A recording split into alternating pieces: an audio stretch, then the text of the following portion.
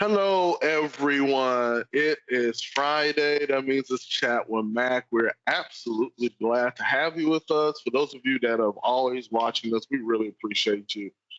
We thank you for your feedback. And for those of you that are brand new to what we're doing, welcome to our show. Hey, Nadeem, how's it going, sir? Going pretty good. How are you? You know, it's been an interesting week, but it's been a very interesting week. But we made it through. So, you know, week by week. Well, the good thing is people are becoming a lot more aware of the threats that are out there. Yeah. I know we've been talking about it so much, but I think the tide is turning. It's now that I see where customers are asking us the right questions. Yeah. Before, it was us who were we were kind of nudging the customers to, hey, we need to do this. You're at risk without this, and they were like, we'll risk it. Now it's like before we even ask them, they're like, hey, we need to have this in place. Yeah. What can you do to help us here? And it's interesting, some of them actually remember the conversations we've had in the past, and they will bring it up. They'll be like, hey guys, I know we talked about this before and we were not ready yet, but now we are. We are. Yeah. So we're seeing a lot of that. We're actually, so I don't know if customers know this, but I'm just going to put this out there. It's no secret. So um, we used to handle the South Central region for Azure migrations with Microsoft, and uh, you know, over time, we've helped so many customers, new customers for us, but longtime customers for Microsoft. Um, and then the pandemic hit, and a lot of providers on the East Coast got hit hard by the pandemic. So we got the East Coast as well. So now we're doing the South Central and the East Coast for Azure migrations, and it has really uh, given us a lot of insight into what different companies are doing, specifically companies that are more like finance based, right? They have some kind of service, or and actually there are companies that do software development for the finance industry, companies that do just provide financial services to end customers. So there's a lot of that going on, and I think that's why I see more interest in security, because we're just getting more exposed to that financial market and the just East Coast companies, I'm guessing. So maybe that has something to do with it. But overall, I mean, just if we look at some of the stats, some of the industry stats, there's a lot more interest in security now compared to I mean, just a year ago. And I know we talk about this, we say this every time, but it is actually the interest, the traction is growing exponentially when it comes to security. I mean, every month it's growing, and that's a good thing. Yeah. There's still a long way to go. There's still a lot of smaller companies that don't have the basics in place, and I have to. A lot of what I like to do, or what I just do on a day in and day out basis, is education. What I'm doing is just educating people, prospects, customers into why we want to do things a certain way. And we come in with our design desk and project services, and we design a certain solution. And a lot of times customers don't even know the actual technical design. It's not until they get their tech involved, and then their tech kind of figure, oh, what how are we going to do this? There's nothing. And then we tell them how we originally designed it, and they're like, oh, that's a very good design. we should have thought about this. How come we didn't design that internally?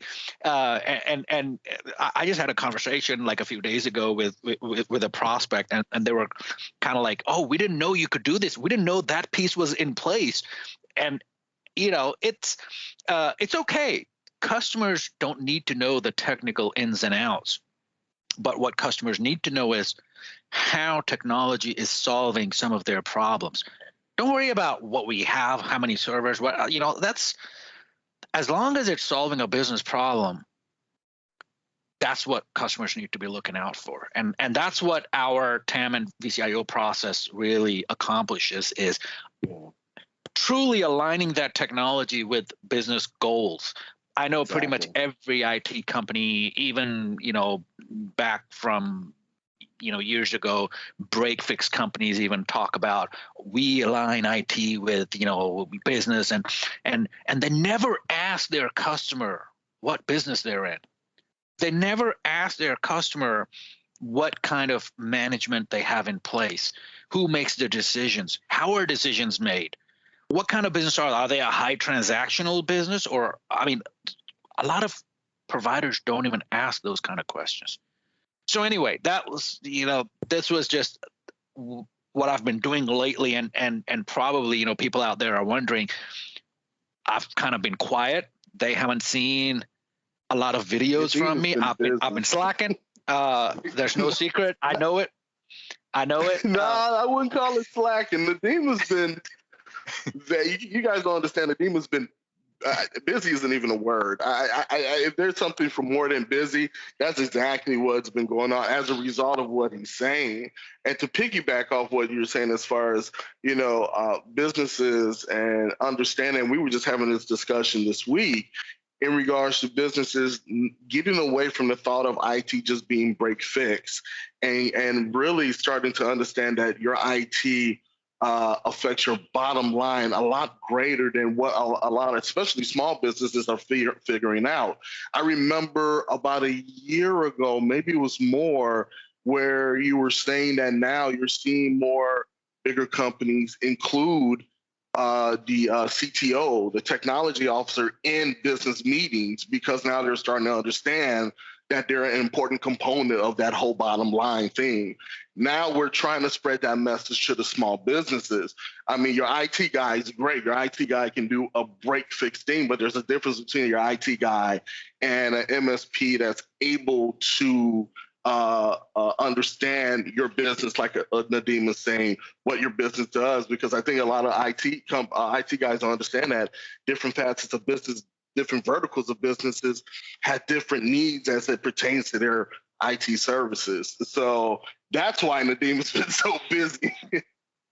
Yeah, and let me get this light on, might be a little better. So yeah, and it's been interesting. So we kind of got hit from multiple sides, right? One is, we've been talking about security, we've been talking about technology, and how the purpose of technology is to help the business. So we've been kind of talking about that. So that's one side of things, is people are now understanding, and that side, we're just getting more projects on that side. The other side is we got hit by a lot of projects coming in from the Microsoft side, basically the Azure migration, right? Mm-hmm. So we got a lot of involvement in that. We're doing a lot of business on that side. And then finally, not to add more work for everybody, but so finally, Microsoft announced, and I don't know if they've publicly announced it, but they gave us the go ahead, so I'm going to go ahead and say it. So Microsoft announced that March 1, they're going to switch their Office 365 plans a little bit. So they're calling it NCE, N for New Commerce Experience. So they're calling it the New Commerce Experience. What it is they are holding the feet to the fire. So what happened is, historically, and customers already know this because I've been kind of telling them they can kind of get around the system because Microsoft does not implement certain things. So Microsoft kind of understood that, and now with the new commerce experience, they are going to implement and enforce the terms. And I just want to. I know this is not the main topic for today, but I just want to put this out there because I know there's going to be questions. So the major changes are, if you sign a 1-year agreement, which in the past you've been doing, if you cancel it before that 1 year is over, you still owe the money for the remaining months. So even if you cancel that license, you're still going to be paying for that license. There is no canceling if it's a 1-year agreement. You have that license. So what does that mean? That means businesses have to plan better, right? So if you like in the let's say January you have 40 users, and usually in the middle of the year you get 50 users, and then towards the end of the year you drop back to 40 users. Well, then the annual plan you want to sign up for is 40 users. In the middle, pay a little extra and go month to month, so that if you go 40 users and then in the middle of the year you get to 50, those 10 users use month to month plan. You can mix and match. So that way, when you don't need those 10 additional users, you can cancel that and you don't get stuck with those license fees. Now, if a customer is signed up for 1 month or a year, they're going to get billed for that, even if you suspend that account. So in Microsoft 365, in the admin portal, you can suspend accounts, and a lot of times customers would reach out to us and say, hey, can you suspend 5 so and so licenses for us? So when you suspend an account, historically the billing stops. You don't get billed for it. Now, when you suspend an account, the billing is going to stay in place. So, oh wow. So even if you suspend an account, billing is going to stay in place. Now, there's a lot of things. Now, if you sign up and it was a mistake, you can cancel within I believe it's 70 days. They give you 70 days. You can cancel a license and they'll call it good. If it's past the 70 days, you're done. You're stuck with that term, whether it's a 1 year or whatever that term is. You get discount pricing when you sign up for that 1 year term. So if you want that discount pricing, you got to sign up for the year. Now you're committed to that year. You can't back out of that. If you can't do that commitment, if it's temporary workforce, then you got to do month to month. You're paying a little more, but then you can cancel it with just that 1 month deal. So that's some of the things that are coming in. So that is generating a lot of material on our side. Basically it's education, it's changes, it's going with, especially larger customers, telling them what makes sense going forward as far as licensing goes. For smaller customers, it really isn't that big of a deal, but when you go to 200, 300 users, that's a good chunk of change right there, right? So we gotta make sure we give the customers the right recommendations on what to do and how to do it. So that's why we've been kind of busy, recently, especially our project services. We've been kind of swamped. So Mac, right on the heels of that, security. Yeah. So there's a lot of stuff going on in the security world, and you brought this to my attention, something about the Revel group, which I think we've talked about this. I remember making a video. I don't know if it was on Chat with Mac or if it was just by myself. No, it was. No. We talked about the Revel group, and we actually not only talked about them, we talked about some of the other cyber criminals that have been wreaking havoc. Now, Revel, for those of you that don't remember, were responsible for that Continental Pipeline attack, or Colonial Pipeline attack, I think. Yeah. And somehow in Russia, of all places, they've been arrested. Go figure. Yeah, and I've been to a lot of different countries, and if if you get to choose where you want to be in jail, you want to be in jail in the U.S. You don't want to be in jail in Russia. They're in Russia, yeah, no. Yeah. So, but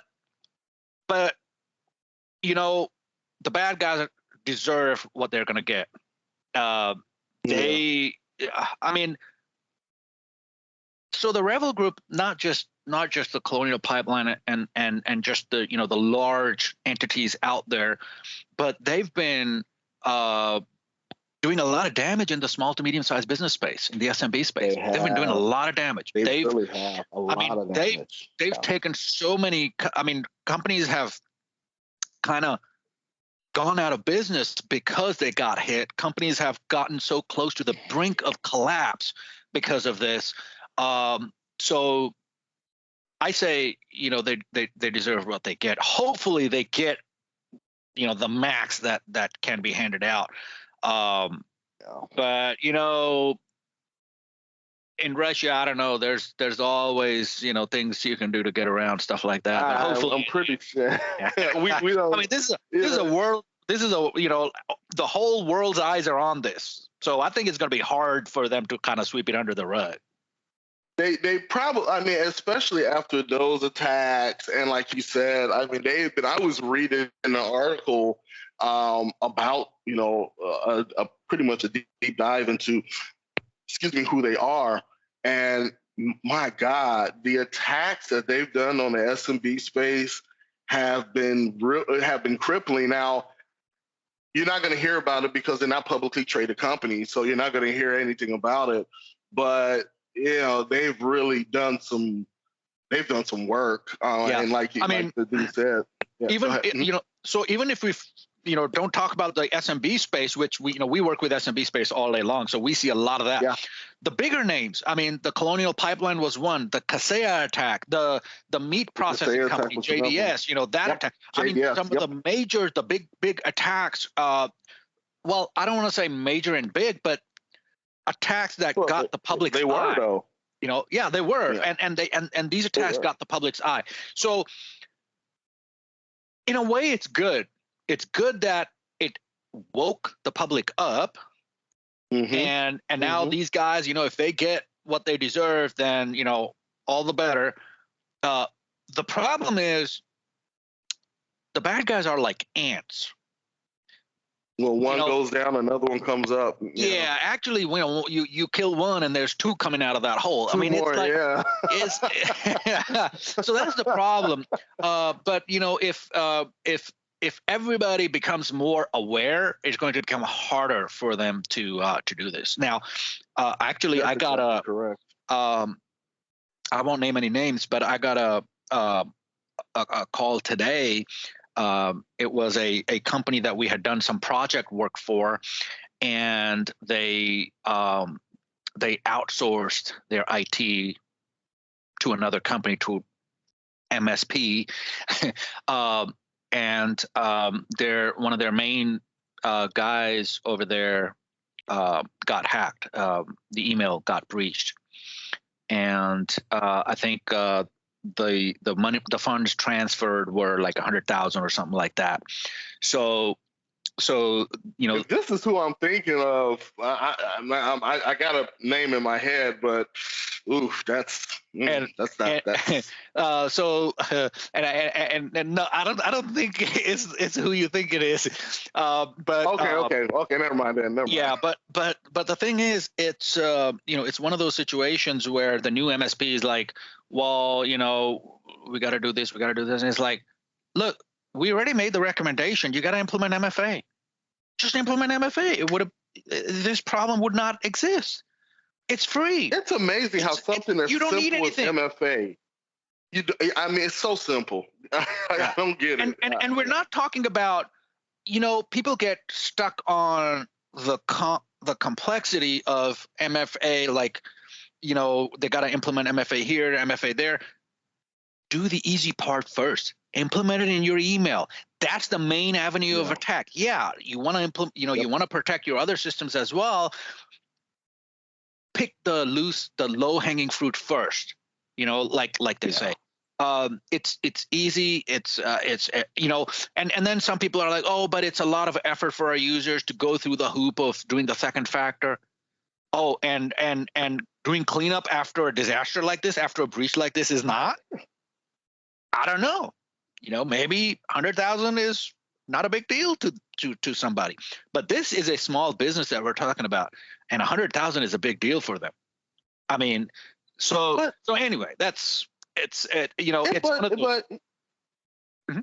but I mean, honestly, Nadeem, honestly, MFA is not as complicated as what people make it to be. It really is not that Well, I think complicated. so. I understand where people are coming from when they say it's complicated. They may have tried to implement it way back a few years ago when Microsoft first introduced it. There were some issues with modern authentication, especially if you had older versions of Office or Windows. It had trouble negotiating the protocol, but Windows 10 and a current version of Office, there's no issues.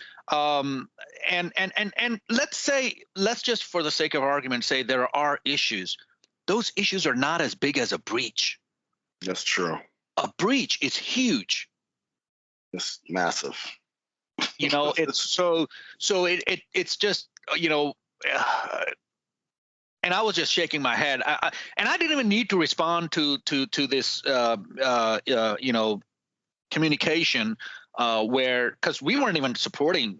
We did a project a while back, and they found some MSP and they were going to use them, and all of that, and that's fine. I'm not I'm not like bitter around that, because they were not a good fit for us as a customer anyway. We didn't want to be their MSP because they do not listen, they do not take our recommendations, and that's the reality of things. Yeah. I want to work with customers where, if I make if I'm taking the time understanding their technology infrastructure and making a recommendation, I want them to at least consider it.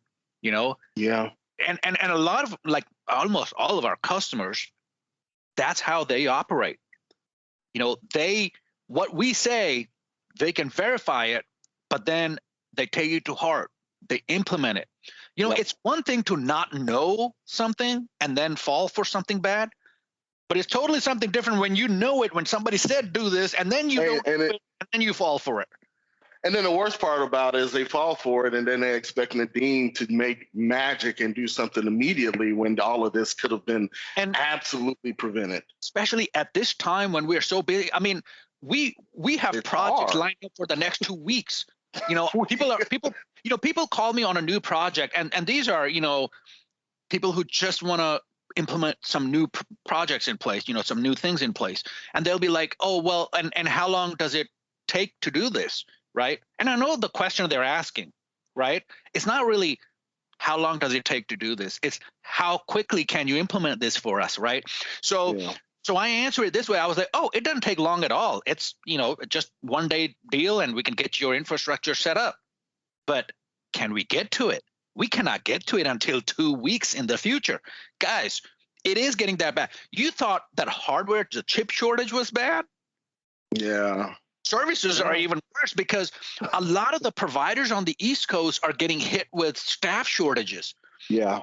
These guys were handling these Azure migrations and these projects. They can't do it. They have no people. So what are companies like Microsoft doing? They're pushing it to the central region, basically providers that can handle the load. And we just happen to be fortunate enough that we are one of those providers that can handle the load. Yeah. But the problem is, it is still work that needs to be done. So we put it in queue, and it comes in, first in, first out.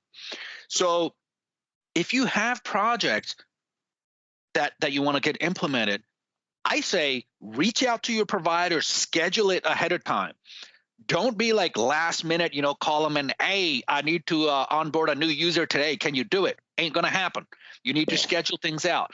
Things that can be planned should be planned. Yeah. And if you don't have a good plan around that, then you've got bigger problems. Yeah. Now, one thing I will say, I've been doing this for like over 20 years, and I've seen this over and over. Companies that plan ahead grow big. Yeah. Their revenues are good. They don't have cash flow problems. They're growing. They're firing on all cylinders. Companies that, call us and say, "Oh, I need to onboard somebody today." Like they're not organized enough. They don't have processes in place. They are holding themselves back. They never grow. And I can tell by talking, a few minutes of a conversation with the CEO or president of a company or a CFO, and I can kind of figure out where that company is, whether we want that company as a customer or not. We don't want a company as a customer that's going to call us last minute. Hey, can you set up a new user today? I need to onboard it today.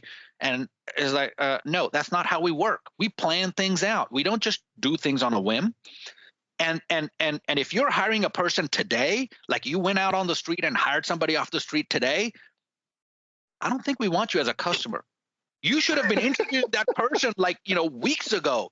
You should, I mean, really. I mean, who, and these are conversations we've actually had. So I've actually had this conversation where, a certain customer, they will start, they'll get into this thing about last minute, they'll tell us last minute, oh, yeah, we just hired somebody. He's starting today at 8:00 and the ticket comes in at 7:00. So what did they expect? And there's a term in IT that I think it's a general term, but it's something about bad planning and emergencies. I won't say the whole term, but that comes to mind. It's like, they just lack proper planning and they made it an emergency on our part. That's not how it works. And at the end of the day, it's not even how it works. It's to be honest with you, it's really unfair. I mean, let's just call it for what it is. It's unfair when for customers to not plan and then throw everything on your MSP, thinking you're their only customer. That's not how that works. And not only that, but it causes frustration. It causes anxiety throughout the stack, right? Yeah. So if it's a customer, now the customer, there's like 3 people probably involved in this process. That customer, they're all anxious. They've created the ticket with MSP. Everybody who's touched that ticket or seen that ticket is now anxious. It's like, oh, how do we handle this? We've talked to these guys a million times. This is not how it works. And you typically, customers like that are the ones who won't follow procedure anyway. They won't fill out any, like onboarding documents, or they won't give us the right information. Things, and those are the companies that we see that have a tough time just succeeding in business. Those are the companies that don't grow like, some of our fast growth customers out there who. It's not a sustainable way to grow in the first place. It's not. And you can, that's the thing is, it's like, back in the day, I used to tell people, this is a long time ago, I used to tell people that, it's the small company, the 1, 2, 3 user, and this is way back when we had customers like, so it's like those small companies are the noisiest companies because they want something done yesterday. The big companies, the 100 users, 150 users, they plan it out. They're mellow because they know they've got a good plan in place. It's a small 2 to 3, and those 2 to 3 companies that do business that way, they remain 2 to 3 guy companies. They stay small. It's like even. Go ahead. Sorry, go ahead. So it's like it's the same way in the MSP space, right? So in our we have we're part of a group where MSPs from all around the world come together and we kind of work issues out between ourselves and figure things out. And in our group, the companies that are 1 or 2 or 3 user companies, their way of thinking is totally different than companies that are growing, that they're just blowing and going. And the difference is And I make a joke of this, right? And I'll tell it to everybody in that group. I'm like, how can somebody pay to be a member and then not do the work? Guys, you're Yeah. paying. Just quit. Don't pay. Why are you paying if you're not going to do the work? Yeah. And it boggles my mind. If I'm paying for some service, or if I'm paying for something, I want to be damn sure that I'm prepared to participate, because that's where you get the Absolutely. value. Absolutely. I'm, Absolutely. I'm all fired up now. Yeah, well, no, but you're fired up because, ladies and gentlemen, you have to understand it's uh, the growth within PCSN has been tremendous, and we're anticipating this year is probably going to be exponential. And so, Nadim's biggest thing has always been um, making sure that everything is tight in order, but more importantly, that the service that we give our customers don't degrade. So when he's venting, like, almost venting like this, is because we want to make sure we give you the best service possible, but at the same time, we have a protocol. Yeah, it's kind of frustrating when Right. people don't really follow that protocol for whatever reason, even if they don't need to. I don't know, but like you said, it's a domino effect. It's the thing is that we've been doing this for a very long time. We know the type of information that we need to make sure that there are no misunderstandings, because we've encountered pretty much any misunderstanding you can think of. We've probably encountered it, right? Yeah. And that's why we need that's why we have certain procedures in place to keep those misunderstandings from happening, and that works out well for everybody across the board. It helps the customers out. It makes happy customers, and and and folks, at the end of the day, we are a business. Yep.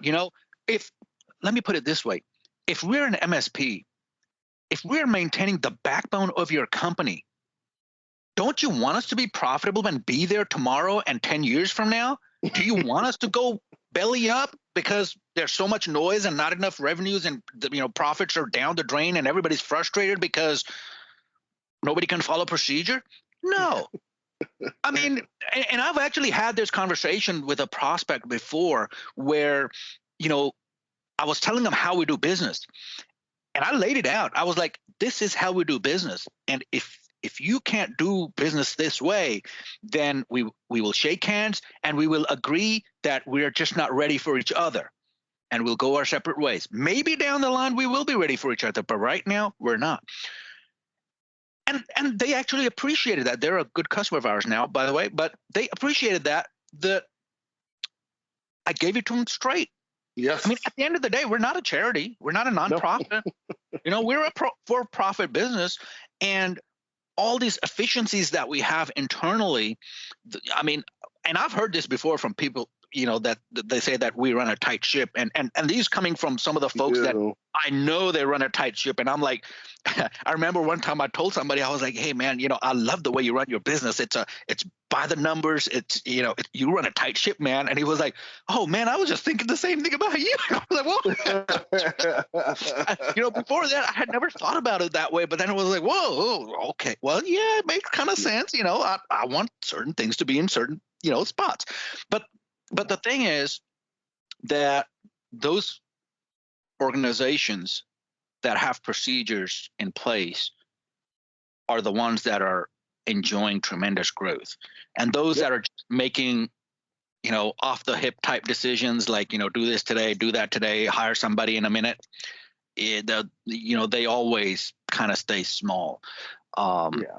So that's that's the thing. And as far as the Revel group goes, they the law enforcement sees a lot of currency and assets. I know, whenever the bad guys are involved, there's always luxury cars involved. I don't know why that is. I guess if you're bad, you love cars. You love cars. Remember that guy? The guy, who was it? The Hush Puppy? Yeah, he was the Nigerian prince, isn't he? Nigerian like a few Rolls Royces, right? A few. This dude had like 5 of them, and then he had some He had some Bentleys. I mean, Yep. his car collection alone had to be in at least close to $1 million. I mean, he had some ridiculously expensive cars. Yeah, and you know, so I don't know. It must be a bad guy thing, but you know, if you're gonna scam people, might as well make good use of the money that you're scamming, right? so no, but yeah, in this case, there's been a lot of seizures that have happened, not only in Russia but also Yep. in the U.S. Right? So Yep. so I know the Justice Department had seized like a bunch of assets from some of the members of the Revel group.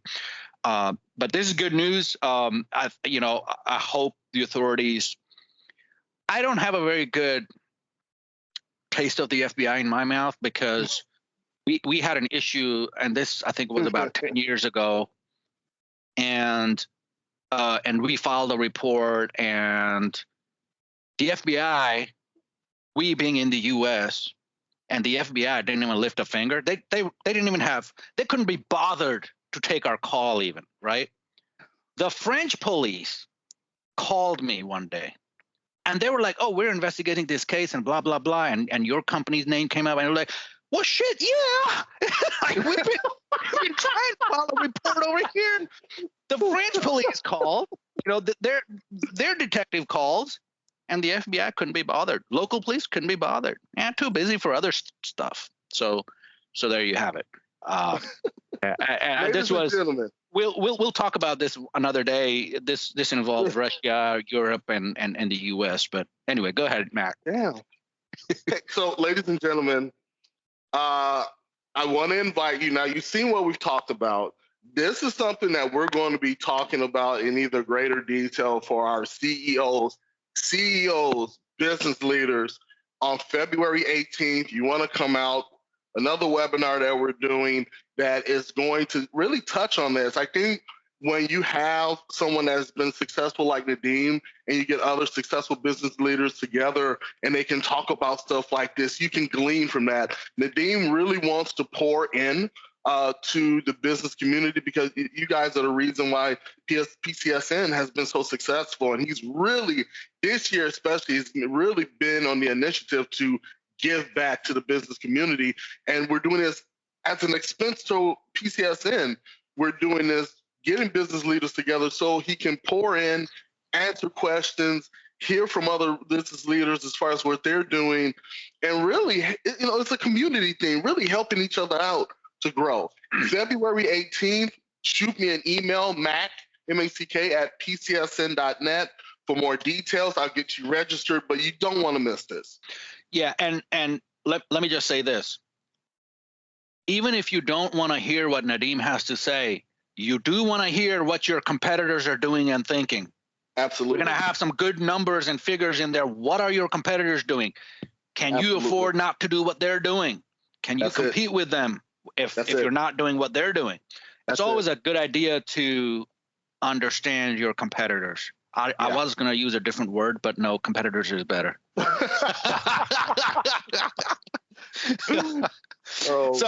Ladies and gentlemen, with that, we'll call it a day. It's been a great week. We've been busy, but I enjoy doing stuff like this. It kind of gets me fired up.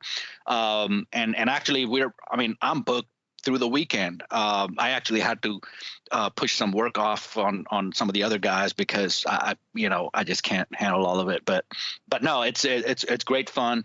We're doing good things. We're doing great things. We're building things that are going to last for years and years, and companies are going to enjoy them for years to come. We're doing knowledge transfer. We're getting their people trained. It's just awesome. I love it when we train somebody and then they take it to the next level. Like we set up one little thing and then they make a whole tree out of it, right? It's just amazing. And that's thanks to the business community. I mean, if it wasn't for that, we wouldn't be here where we are today. We wouldn't be doing this. And so, yeah, February 18, 9 o'clock, email Mac. Yep. He can get you set up. and always a good idea to know what the other guy's doing. And it's free. I mean, Jesus. I mean, what? Well, it's not free for us, we're putting it, yeah, right. We're putting it, yeah. but it's free for everybody else. Man, that's funny. But no, really, folks, it's gonna be great.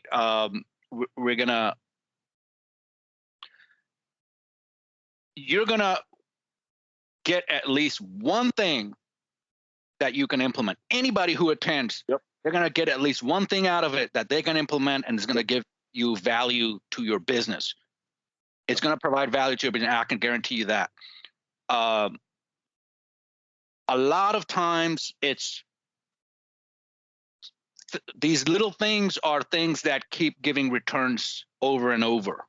Yeah. Implement them once. It's almost like a recurring revenue stream, right? You implement it once, and then every month it comes in.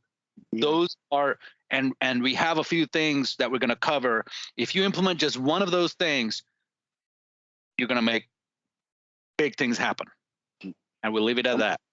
Yeah, sounds good. All right, Mac. Well, you have a good day, and everybody out there, enjoy your weekend. Have a safe weekend, and we'll see you next week. We'll see you guys. Bye.